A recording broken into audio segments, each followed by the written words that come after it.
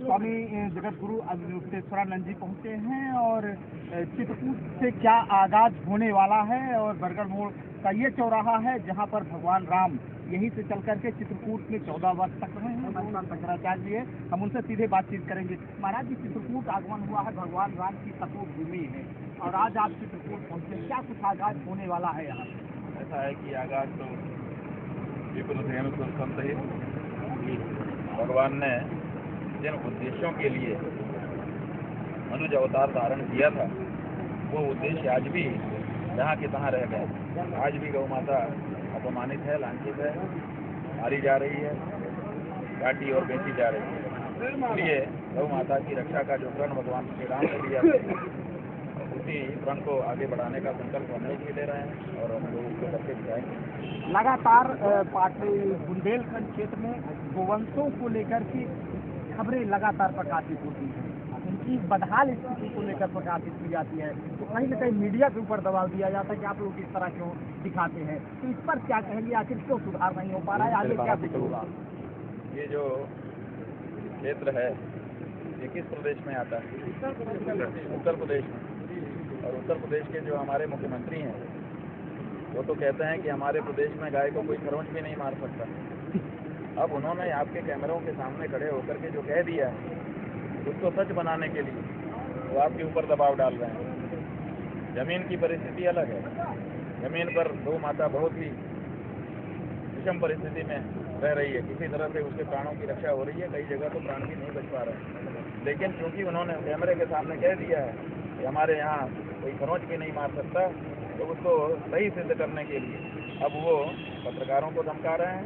यही नहीं, अभी गाजियाबाद से समाचार आया, एक थानेदार ने वहाँ थाने में गौ माता की रक्षा का कार्य करने वाले कई समूहों को बुला करके कहा कि आज से गाय की रक्षा का कार्य आप लोग छोड़ दो, नहीं तो इतने मुकदमे लगाएंगे कि तुम और तुम्हारा परिवार जीवन बर्बाद हो जाएगा। इसका मतलब है जो व्यक्ति स्वतः प्रेरणा से गाय की रक्षा का कार्य कर रहा है वो भी उनको स्वीकार नहीं। अब वो चाहते हैं कि कहीं से बात निकल के ना आए, लेकिन हमारा ये कहना है खैर खून खांसी खुशी बैर प्रीत मधुपान दाबे से ये नाल में जाने सकल जहान। ये जो गौ माता की हालत है इस हालत को आप दबा करके लोगों की नज़रों से नहीं बचा सकते हैं। इसके लिए तो आपको कुछ करना ही पड़ेगा। अगर करने में समर्थ नहीं हो रहे हैं महाराज तो आप जिम्मेदारी से हट सकते हैं, लेकिन जब तक जिम्मेदारी पर हैं तब तक आपको अपनी जिम्मेदारी निभाने के बारे में सोचना चाहिए। केवल ये नहीं सोचना चाहिए कि हमारी गलतियाँ छिपी रहे। ये मुद्रा कौन सी है जानते हो? ये मुद्रा चक्रधारी मुद्रा है। आपके भगवान जब किसी की रक्षा करना चाहते हैं तो यही मुद्रा बनाते हैं, तो सुदर्शन चक्र आके उनकी उंगली में नाचने लगता है। बोलो किसकी रक्षा करनी है? आप लोग भी भगवान के ही अंश हैं, ईश्वर अंश जीव अविनाशी। आपकी रक्षा का गुण भगवान ने दे रखा है, आपने उस गुण को बुला दिया है, चाहते हैं कि फिर से वो जागृत हो आपके अंदर।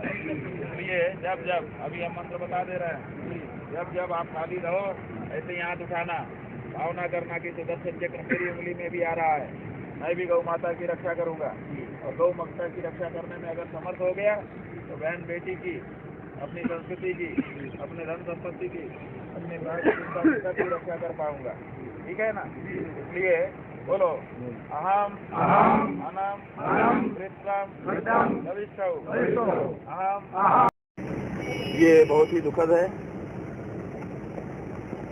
एक साथ इतनी सारी गायों का विषाक्त भोजन कर लेने से मर जाना ये बताता है कि वो गौशाला इसके भी प्रबंध। आज हम चित्रकूट जनपद के बरगढ़ मोड़ पर हैं और हमारे यहाँ से 8 किलोमीटर की दूरी पर मुर्गा है जहाँ से भगवान राम घूम करके और इसी चित्रकूट में 14 वर्षों तक रहे हैं। और ये चित्रकूट वो धरती है जो भगवान राम की तपोभूमि के नाम से जानी जाती है और भगवान राम यहाँ लगभग 12 वर्ष रहे हैं। इसी चित्रकूट में ये वही चित्रकूट है जो भगवान राम के नाम से जानी जाती है। और आज इसी चित्रकूट में जगत गुरु अवधूतेश्वरानंद जी महाराज पधारे हैं। जो लोग थे जिन्होंने उनका स्वागत सत्कार किया है वो हमारे साथ यहाँ पर मौजूद हैं। हम उनसे सीधे बातचीत करेंगे कि आखिर जगत गुरु स्वामी शंकराचार्य जी यहाँ पधारे, क्या कुछ उन्होंने संदेश दिया लोगों को और क्या कुछ अब इस संदेश पर कितना अमल किया जाएगा? बहुत बहुत धन्यवाद। भगवान शंकराचार्य जी के आगमन पर सनातन धर्म के ध्वजा को ऊपर तक पहुंचाने के लिए उनका बहुत ही बड़ा सहयोग रहा। वैसे भी गौ माता का जो रक्षा का प्रश्न है, भागवत जी ने भी लिखा है, यदा देवेषु वेदेषु गोषु विप्रेषु साधुषु धर्मे मयि च विद्वेषः सब आशु विनश्यति। जब जब वेद में, गाय में, सनातन धर्म में संकट आता है और जो संकट उत्पन्न करता है सब आशु विनश्यति, उसका नाश निश्चित ही बहुत जल्दी होता है। भगवान शंकराचार्य जी के द्वारा हम लोगों को, जितने लोग थे, ये संदेशा प्राप्त हुआ, ये ज्ञान प्राप्त हुआ। धेनु प्रिया तथा मान्या वंद्या माते सर्वदा घासम खासस स्नेहम मिष्ठम दुग्धम ददाति च। गौ माता के लिए जो उन्होंने आदेश किया, उनकी रक्षा के लिए, उनकी सेवा के लिए, उनका वध न हो, हम सारे क्षेत्रवासी उन्हीं के बताए हुए मार्ग कदम में आगे चल करके प्रयत्न करेंगे कि हम लोग गौ माता की सेवा करें।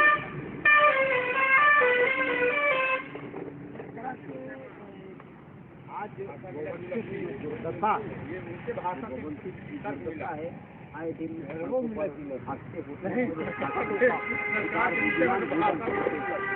अच्छा ही जब ये अंग्रेजी चबाएं चालो इसका अभी ये फिर हो जाएगा।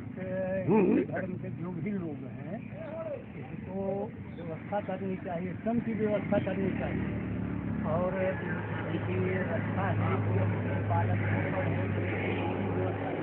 से पहले आदिकाल की चली आई है, वो सब होना चाहिए, वो हमको करना चाहिए, हम सब लोगों को करना चाहिए, उनकी रक्षा करना चाहिए। आज रोड में एक्सीडेंट होते हैं, गौ माता मर जाती है, एक नहीं हमने देखा, दो दो चार चार पाँच पाँच गौ एक साथ समाप्त तो हो जाती है एक्सीडेंट से। ये बहुत ही दुख वाली बात है, इनकी रक्षा करना हमारा धर्म है। इस तरह से भी शंकराचार्य जी आए और एक संकल्प हुआ कि हम लोगों को उंगली ऊपर उठा करके ये संकल्प लेना है, जैसे भगवान कृष्ण सुदर्शन चक्र धारण करते हैं जिन्हें उंगली पर, तो उस तरह से हम सबको सुदर्शन चक्र इस उंगली पर धारण करना है। तो संकल्प पत्र का क्या उद्देश्य है? देखिए, हमें हिंदू धर्म के नाते शंकराचार्य जी महाराज की बातों का पालन करना चाहिए।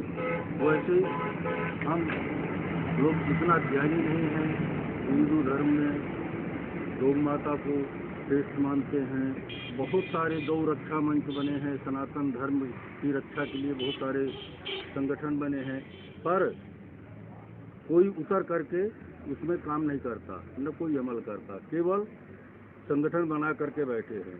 तो शंकराचार्य जी गौ रक्षा अभियान के लिए निकले जरूर हैं और उनकी बातों को हम लोग सुने भी, पर उनसे कहिए कि प्रेरित तो हैं, पर ये हमारा भी कर्म बनता है। तो शंकराचार्य जी का तो ठीक है, मार्गदर्शन दे दिए हैं, पर ये हमारा भी धर्म बनता है कि हम गौ की रक्षा करें और 10 लोगों को उसे जानकारी दें। शंकराचार्य जी जो है, तो अब गोरक्षा गौओं की जो रक्षा है, जो व्यवस्था है, उसको लेकर के संकल्प हुआ। क्या लगता है कि ये संकल्प कितना धरातल पर करने वाला है?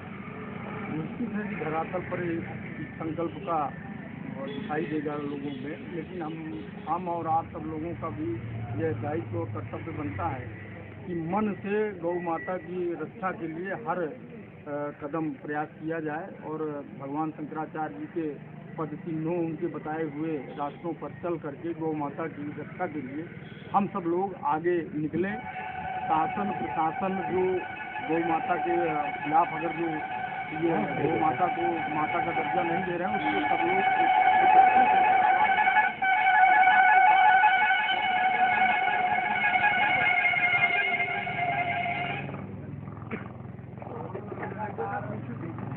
सरकार और मोदी जी तो सरकार इतनी व्यवस्था कर रही है, कहीं ना कहीं वो आते आते व्यवस्थाएं जो धरातल पर वो खराब हो जाए।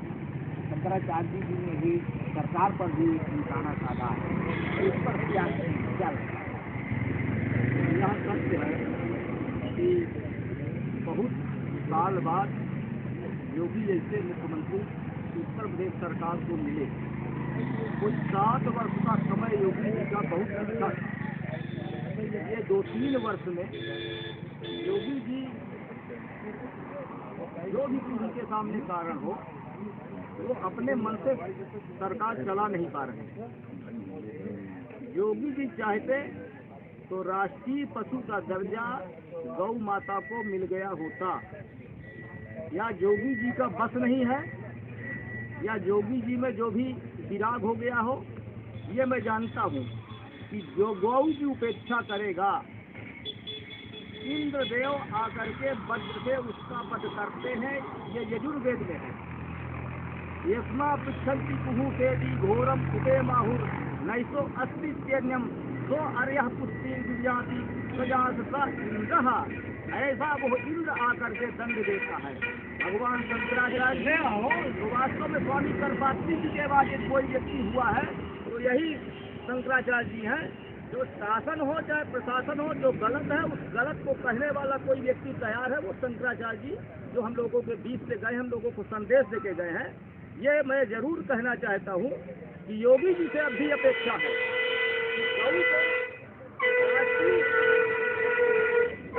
उचित तरह में उनका भी दायित्व है, हम लोगों का भी दायित्व है, और हम लोग तो गौ की सेवा करने वाले हैं। विप्र धेनु सुरसंत हित कहे ही गए हैं, हम लोग हैं भी और करेंगे भी। लेकिन यह कोई व्यक्ति ऐसा होना चाहिए जो आवाज दे और बुलंदी के साथ आवाज दे। शंकराचार्य जी ने दिया है, उसका अनुपालन हम लोग करेंगे। योगी जी को भी समय है कि योगी जी इस पर विशेष अपना कार्य प्रारंभ कर दें, नहीं तो भविष्य उनका भी अच्छा नहीं होगा। तो जिस तरह से हमारे साथ